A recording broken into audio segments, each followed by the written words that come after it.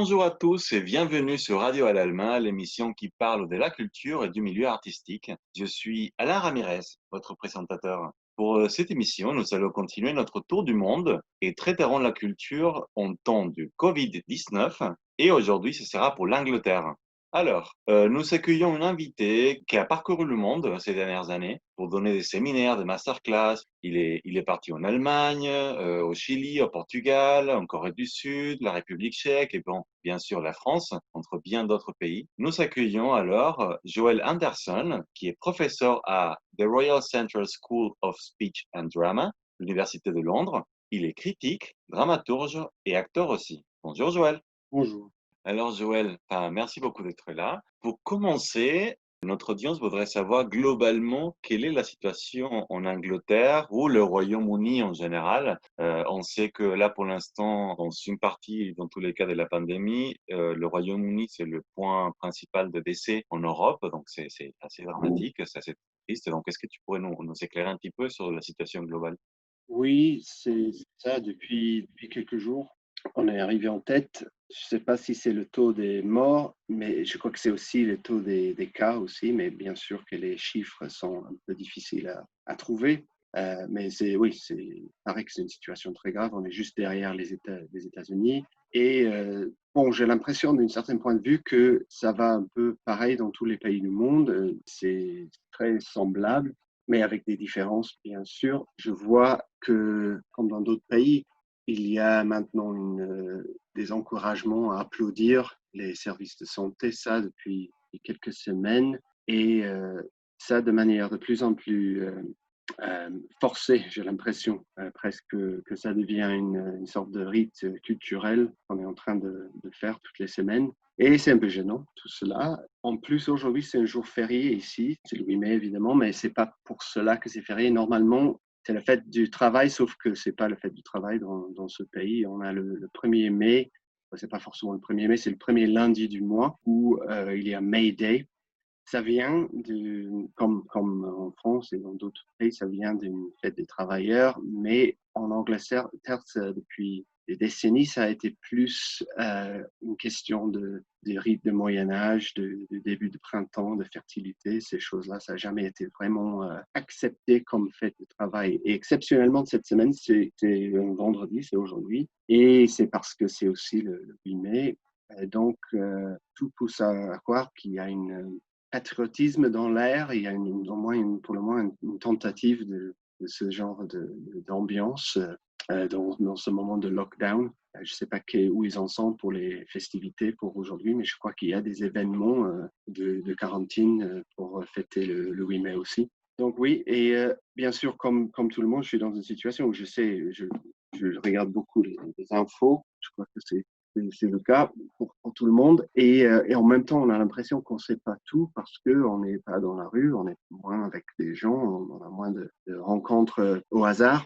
Ce qui fait qu'on a l'impression de savoir effectivement très peu sur ce qui se passe dans le pays en ce moment. Mais oui, c'est vrai que pour les chiffres, c'est très grave. Et les rumeurs circulent depuis 2-3 jours que dimanche ou peut-être lundi, le gouvernement va parler et qu'ils vont peut-être enlever quelques restrictions, qu'ils vont peut-être faire un autre genre de quarantaine. En même temps, on a depuis ces mêmes jours les informations sur la maladie, sur les taux. Donc, je ne sais pas qu'est-ce qui va se passer. Je sais qu'aujourd'hui ou hier, en Écosse, ils ont dit qu'ils ne vont pas changer les règles. Ils vont garder même quarantaine là-bas, mais je ne sais pas pour l'Angleterre si ça va être le cas ou s'ils vont essayer de lâcher un peu la chose.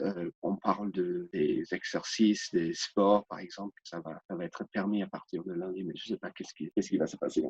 Oui, c'est clair que c'est jamais simple, c'est jamais évident. Les informations changent tout le temps. Il y a plein d'inconnus par rapport à tout ça. Mais bon, enfin, on verra bien. On attend du coup les informations du gouvernement. Du coup, pour attaquer un petit peu au niveau de ce qui se passe pour la culture, Enfin, on le sait, avec des pays comme la France et la Russie, enfin, l'Angleterre a toujours été une inspiration mondiale, notamment dans le milieu des théâtres, voire dans d'autres domaines comme la musique. Shakespeare, enfin, on en parle tout le temps, par exemple, c'est l'un des dramaturges les plus célèbres et joués au monde, si n'est ce que le plus joué au monde, il me semble. Mais bon, hélas, je sais qu'avec un tel héritage, il y a une certaine réalité aussi derrière. La vie de l'artiste peut être aussi compliquée et précaire que dans d'autres pays. C'est pas parce qu'il y a cet héritage-là que tous les artistes sont riches et voilà, célèbres.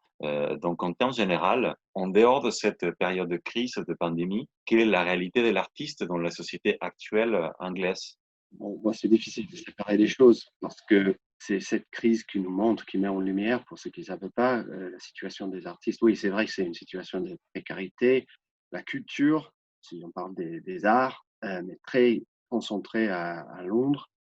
Il y a d'autres villes où il y a des théâtres, où il y a une culture de théâtre, mais c'est Londres. Et c'est un secteur où il y a très peu de travail par rapport au nombre de personnes dans le secteur. Il y a une saturation de travailleurs dans ce secteur, que ce soit acteurs ou les autres artistes, et même ceux qui travaillent dans les spectacles, dans les arts, comme techniciens et dans d'autres métiers. Donc oui, c'est une situation très, très difficile pour l'artiste en général, bien sûr avec des exceptions.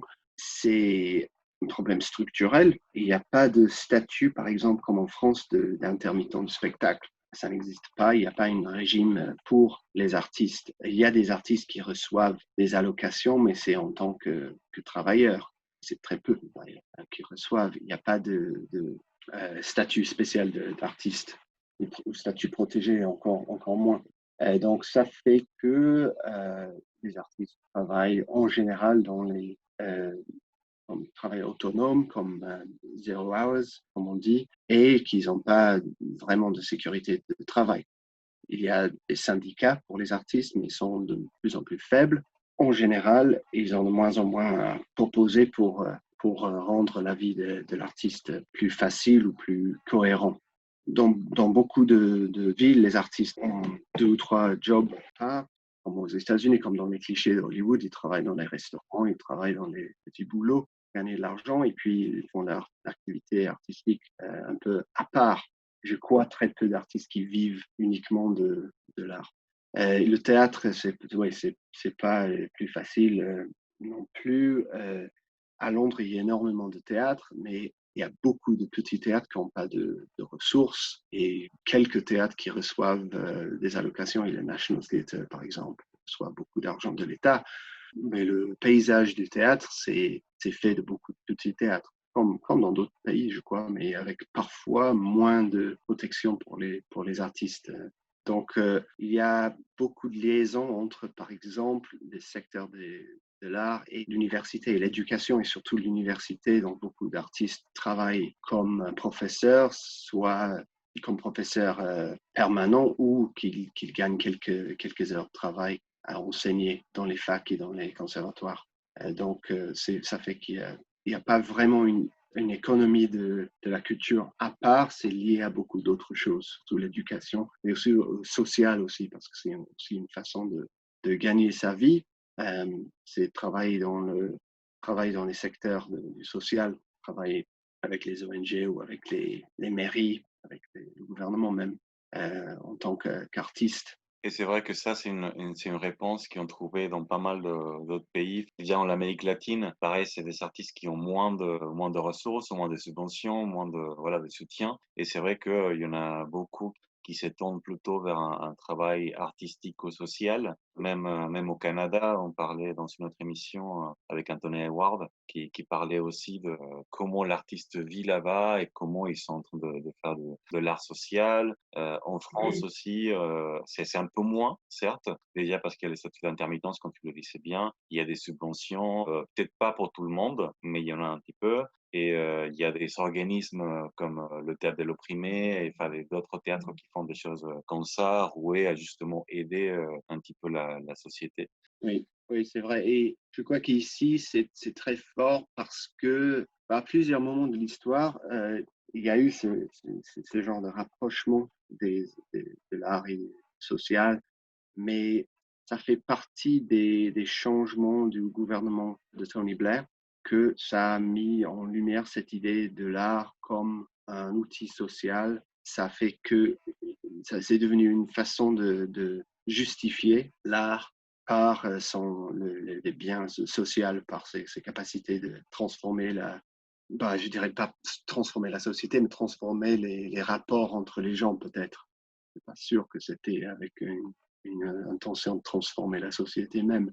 Mais ça fait que les théâtres, en général, ont une mission d'éducation qui sont obligés à faire.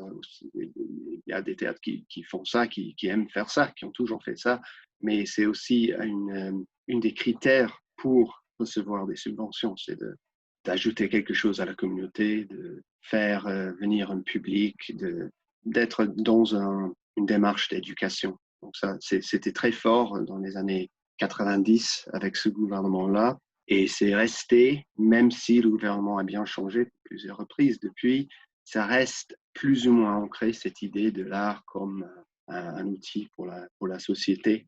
Bien sûr, ça change avec les différentes couleurs de gouvernement, mais ça une chose, c'est une situation où l'art est un peu obligé de se justifier, d'avoir de donner des avantages qui ne sont pas l'art même.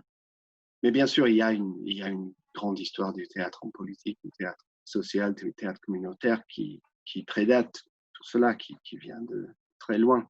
Mais c'est sûr que ça a été institutionnalisé dans les années 80 ici et ça reste quelque chose d'assez important dans ce paysage.